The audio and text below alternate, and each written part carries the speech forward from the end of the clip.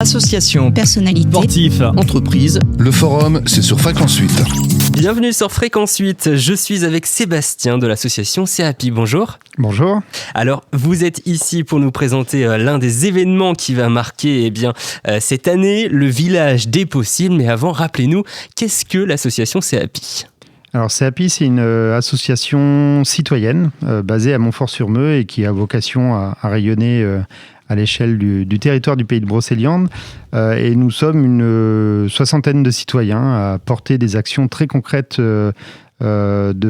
qui visent à passer un message autour des questions de développement durable. Donc très concrètement, on fait du nettoyage de rivières, on fait du répar café, répar vélo, et j'y reviendrai tout à l'heure. On propose des livres en liberté, c'est-à-dire qu'un livre qu'on a lu, plutôt que de le poser sur une armoire, on le passe à quelqu'un d'autre et il vit sa vie. Voilà, et on cherche à travers ces actions opérationnelles à créer des liens entre les gens et surtout à essayer de trouver des astuces pour changer un peu nos pratiques et nos modes de vie. C'est important surtout dans le monde auquel on vit, avec notamment la crise qu'on vient de passer, de pouvoir resserrer les liens et de pouvoir réfléchir justement sur cette biodiversité. C'est ça, réfléchir à notre façon de consommer, de s'alimenter, à la façon de protéger l'environnement, la biodiversité. Et tout ça, on le fait aujourd'hui dans l'espace public, avec des actions que vous avez dû voir sur le marché à Montfort quelquefois. Et là, on travaille justement sur un projet qu'on appelle un tiers-lieu, un lieu dédié dans lequel on pourrait pérenniser toutes ces actions-là en permanence. Alors vous êtes soutenu par de nombreux partenaires, on aura l'occasion d'y revenir. C'est un appui aujourd'hui d'avoir justement des personnes qui vous aident à développer ce genre d'événement ? Oui, clairement. Enfin, du coup, sans l'acteur public et sans un certain nombre d'acteurs privés assez solides, on ne pourrait pas se lancer dans ce type d'aventure. Donc aujourd'hui, on est soutenu pour notre événement par l'État, la région, le département. Évidemment, plus localement par Montfort Communauté et la commune de Montfort qui nous soutient et qui nous apporte une aide logistique. Et puis, le village des possibles dont on va parler, en effet, il est soutenu aussi par la Maïf qui se retrouve dans les valeurs de notre projet. Alors, le village des possibles, quel est justement cet événement et ce principe ? Alors, c'est un événement qu'on a voulu festif avant tout. On l'a dit, on sort d'une crise sanitaire qui nous a un peu cloisonnés à la maison. Donc, on a voulu créer un temps convivial qui nous permettent de changer d'air. Et puis, c'est aussi un événement plutôt pédagogique, c'est-à-dire qu'on a fait appel à de nombreux partenaires, il y en a plus d'une quarantaine qui ont accepté de venir partager ce moment-là le 25 septembre. C'est un temps pédagogique autour des dimensions dont j'ai parlé tout à l'heure, la consommation responsable, le climat, l'énergie, la biodiversité. Donc voilà, le but, c'est d'apprendre ensemble. C'est vrai que tout est réuni, hein, côté partenaires, associations, collectivités, également entreprises, beaucoup de choses autour de plusieurs thématiques, comme par exemple la consommation responsable. Alors, qu'est-ce qu'on va pouvoir retrouver dans ce domaine ? Alors, du coup, on va retrouver en effet déjà un marché de créateurs locaux, une action qui est portée par la mairie de Montfort, une quinzaine de créateurs vraiment du coin qui proposeront leur création, leurs produits. On va retrouver des ateliers très concrets autour de la cuisine anti-gaspillage, la cuisine végé également. Et puis, évidemment, vous pourrez aussi vous restaurer le jour J sur place avec des acteurs de l'économie sociale et solidaire qui proposeront une restauration toujours dans l'esprit de la consommation responsable. Vous laissez aussi beaucoup de place à la jeunesse. On a eu l'occasion, par exemple, samedi dernier au Forum des associations, de discuter avec l'association Les Petites Graines qui vont justement s'occuper de la restauration. C'est quelque chose justement qui est important pour vous de réunir toutes les tranches d'âge, toutes les personnes sur la collectivité ? Alors, c'est essentiel, en fait. Notre projet, il a du sens que s'il est intergénérationnel, s'il crée des rencontres qui n'avaient pas vocation à se faire. Les Petites Graines, c'est un acteur historique, avec un partenaire historique avec lequel on travaille depuis longtemps. Et de fait, on a aussi à cœur d'avoir cette approche solidaire qui est importante. Et pour le coup, ils seront à la galette saucisse. Donc je vous invite à venir vous restaurer auprès d'eux. Et évidemment, tous les bénéfices seront pour l'association des petites graines qui porte un beau projet pour le Congo. Justement, en parlant de solidarité, d'inclusion, il y a pas mal d'ateliers, de choses qui sont dédiées aussi à la jeunesse. Oui, alors il y a l'outil en main, qui sera présent et qui proposera un atelier autour de la pyrogravure et la gravure sur verre. Voilà, donc avec cette envie de transmettre en fait des savoir-faire. Donc ça c'est extrêmement intéressant. Il y aura un atelier informatique également avec les associations CEP35 et Réseau qui aideront à donner une deuxième vie aussi aux ordinateurs. Et puis des choses sur le lien entre les parents et les enfants pour les plus jeunes, ou alors la structure WeCare qui proposera aussi des animations autour de l'aide des jeunes des 16-25 ans, par exemple. Donc de l'outil en main par exemple, ça permet justement de pouvoir trouver des domaines de profession, des domaines de métier. Ça va finalement, tout fonctionne un peu ensemble. Par exemple, si on prend la thématique économie circulaire, c'est aussi dans cet objectif-là. Oui, en fait. Cette journée et au-delà de cette journée, le projet Tiers-Lieux ont vraiment une vocation pédagogique. Lorsqu'on fait un répar café, par exemple, là en l'occurrence, on aura des bénévoles qui seront présents ce jour-là.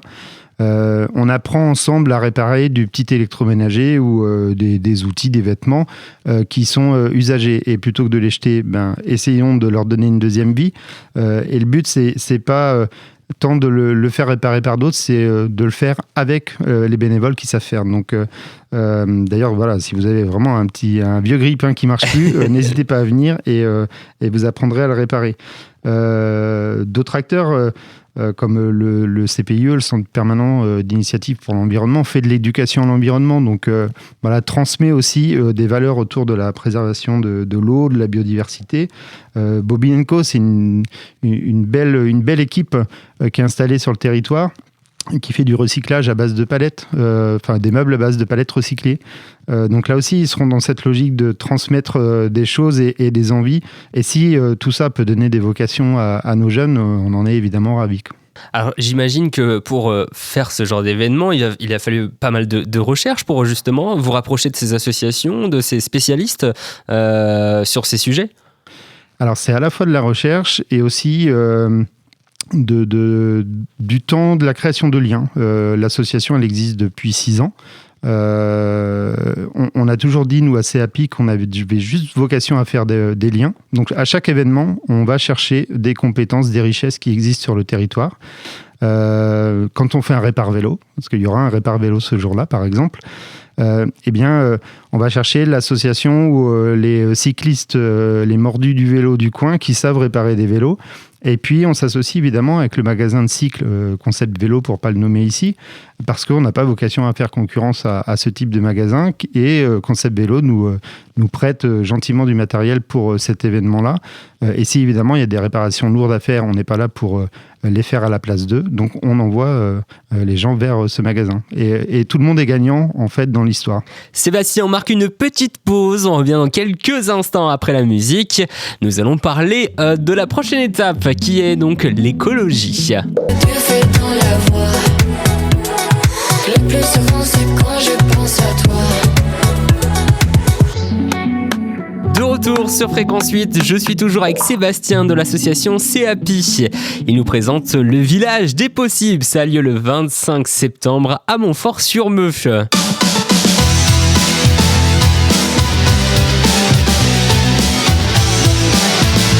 Fréquence 8, 90.5. Les thématiques que je vois sur le flyer écologie, environnement, il y aura des balades par exemple ? Oui, il y aura des balades nature, donc il faut venir évidemment le jour J sur le site pour partir sur ces balades et s'inscrire d'ailleurs sur notre site internet, puisqu'un certain nombre d'ateliers ou d'animations sont sur inscription. Vous aurez des spécialistes et des mordus de la biodiversité qui pourront vous éclairer sur à travers une balade nature en fait sur toute cette biodiversité qui nous entoure. Il y aura également Niana Madagascar qui donnera quelques conseils sur les questions d'apiculture. Et puis cette question de la protection de l'environnement évidemment nous touche, est importante pour nous. Il y aura un nettoyage de la ville et des rivières. C'est une action qu'on a déjà faite en lien avec pas mal de partenaires. Voilà, donc rendez-vous à 9h30, 10h moins le quart pour prendre les pinces et les sacs poubelles et aller sillonner la ville pour ramasser quelques déchets qui malheureusement jonchent quelquefois notre espace public. C'est vrai, et au moins si on peut aussi porter un message de réfléchir aussi avant d'abandonner quelque chose sur la voie publique ou autre. D'ailleurs, j'ai noté, c'est une petite subtilité, mais on le trouve pas très très souvent, et ça c'est franchement vachement bien de pouvoir l'indiquer sur la fameuse plaquette que vous m'avez transmise. C'est bien indiqué, ne pas jeter sur la voie publique. Et bien très très souvent, on ne voit pas cette petite mention, et je trouve ça bien dommage, parce que justement, mieux vaut respecter nos rues comme on respecterait chez nous, visiblement. C'est assez rare pour le souligner, et j'avais envie vraiment d'en parler dans cette interview. On a aussi donc la partie climat-mobilité qui va aussi diriger de nombreuses animations. Oui, alors là du coup c'est aussi un sujet important, et il est vraiment urgent d'agir sur ces questions-là. Donc là, l'association Colocataire, qui est basée à Montauban, propose un temps d'atelier, un jeu autour de Inventons nos vies bas carbone. Voilà, en gros, mettons-nous autour de la table pour essayer d'identifier des pistes d'action très concrètes à mettre en œuvre pour réduire nos émissions de gaz à effet de serre. Il y aura les Petits Débrouillards, qui est une association reconnue dans le domaine de l'animation autour du climat et de l'énergie. Qui propose un atelier plutôt pour les enfants. Donc, on l'avait déjà fait il y a 2 ans, puisque c'est une 2e édition, en fait, et je voyais les sourires sur les gamins au sein de cet atelier. Donc, j'invite les familles vraiment à venir partager autour de ces questions-là. Il y aura Eureka. Alors, si on parle un peu de mobilité, notre souci, c'est de porter le message d'une mobilité dite plus douce, c'est-à-dire prenons davantage les vélos que la voiture. Et ça tombe bien, on a un acteur qui s'appelle Eureka sur le territoire qui va vendre des vélos, alors plutôt pour les enfants ce jour-là, et des vélos qui ont fait l'objet d'un chantier d'insertion, et qui ont été réhabilités, qui ont une 2e vie. Donc là aussi, c'est totalement vertueux. Vous l'avez dit, donc c'est un événement festif qui sera rempli de fêtes. Vous avez mis aussi une grande place à l'art et la culture. Oui, alors dans notre collectif, on a des artistes, des gens qui sont sensibles à cette dimension de redonner une grande dimension humaine aux arts et aux cultures avec un S. Et ça tient au cœur de ces artistes-là. Ce jour-là, vous pourrez entendre des petits concerts des élèves de l'école de musique du pays de Brocéliande. Notamment concert de flûte et de harpe. Il y aura aussi, avec toujours l'école, un atelier de fabrication d'instruments en éléments naturels. Et puis, un autre exemple, tout au long de la journée, vous pourrez venir exprimer ce qu'est pour vous la question de la transition. C'est un bien gros mot celui-ci, mais je suis sûr qu'on a tous une définition à donner. Donc, il y aura une moisson de paroles. Vous pourrez écrire sur des bouts de papier ces éléments-là. Et ces paroles et vos expressions seront mises en mots, en théâtre et en musique à la fin de la journée. Donc, je vous invite à venir à 17h15 voir la restitution par des artistes professionnels. Ça sera magique et au moins participatif, comme l'ensemble des actions qui sont menées lors du Village des Possibles. Vraiment une participation totale, j'ai envie de dire, du public. Oui, c'est le cœur de notre action en fait. C'est comment on implique, comment on rend les gens acteurs à la fois de cet événement qui se tient sur une journée, mais derrière cet événement, qu'on appelle aussi, nous, le tiers-lieu éphémère. Voilà, c'est comment on peut, demain, avoir un lieu dédié, un tiers-lieu. D'ailleurs, on cherche le nom, donc on sollicitera certainement les gens ce jour-là pour nous aider à trouver le nom le plus adéquat. Comment on peut rendre les gens acteurs de leur quotidien et surtout essayer ensemble de changer nos pratiques pour préserver davantage l'environnement et le climat. Donc l'événement aura lieu le samedi 25 septembre prochain. Bien sûr, il faut s'inscrire pour beaucoup d'animations. On peut retrouver les informations, je crois, sur votre site internet. Oui, c'est ça. Vous tapez CAPI, www.capi.org.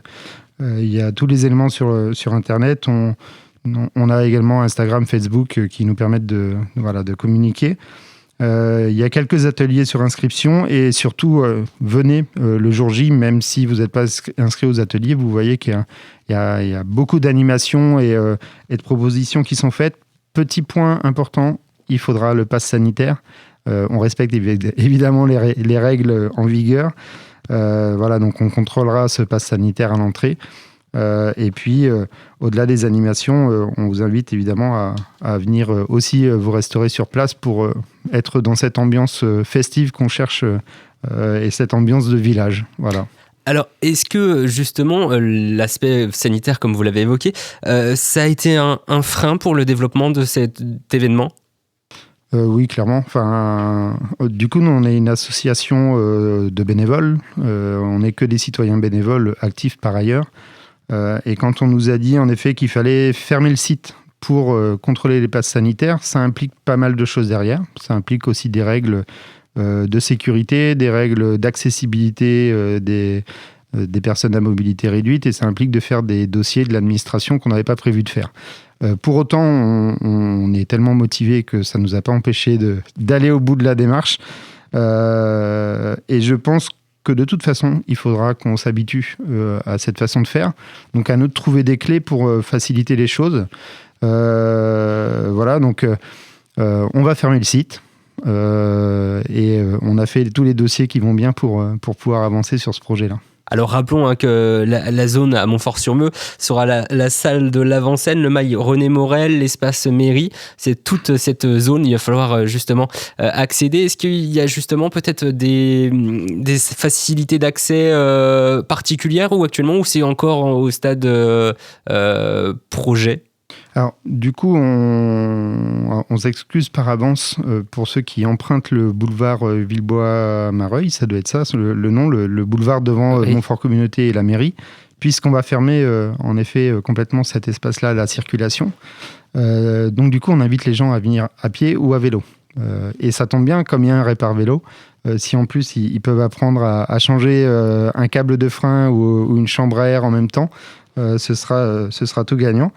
Donc l'ensemble du site sera et complètement sécurisé pour notamment les enfants qui pourront gambader et aller sur l'ensemble des animations sans avoir à traverser de rues. Alors, j'imagine que justement, votre association, se développe. Vous avez forcément besoin de main d'œuvre pour organiser ce genre de projet, même pour l'avenir. Comment est-ce que justement quelqu'un qui souhaiterait vous rejoindre peut s'y prendre ? Alors, du coup, on invite ceux qui sont intéressés par ce que fait l'association, évidemment, à venir le 25 septembre. Après, on peut concrètement adhérer à CAPI, notamment via le site internet, adhérer en ligne. Et puis, on peut aussi... en fait, l'objet de l'association, c'est vraiment de se dire j'ai une idée, je ne sais pas trop quoi faire de cette idée. Venez au sein de l'association et on voit si on peut en faire une action très concrète. Et puis, si en plus on a plusieurs idées de différentes personnes, peut-être qu'on peut faire une action encore plus ambitieuse et on se structure pour la mettre en œuvre. Et puis après, on a le projet de tiers-lieu, qui est un gros projet. On est une trentaine de bénévoles actifs vraiment sur ce projet-là. Nous sommes organisés en commission, avec un rythme de travail assez assez cadré et avec des outils de communication, notamment à distance, puisqu'on a beaucoup bossé pendant les phases de confinement, qui nous permettent d'avancer et de nous professionnaliser autour de ce projet-là. Donc voilà, de l'idée au gros projet, en fait, tout le monde peut avoir sa place et on invite vraiment les gens à venir échanger avec nous, notamment le 25, puisqu'on sera en grand nombre bénévoles aujourd'hui au sein de CEAPI présents sur ce site. Eh bien, rendez-vous au 25. Merci encore d'être venu dans notre studio. Et puis, profitons du village est possible le 25 septembre à Montfort-sur-Meux. Vous retrouverez toutes les informations sur le www.capi.org. Bonne journée. Association, personnalité, sportif, entreprise. Le forum, c'est sur Fréquence 8.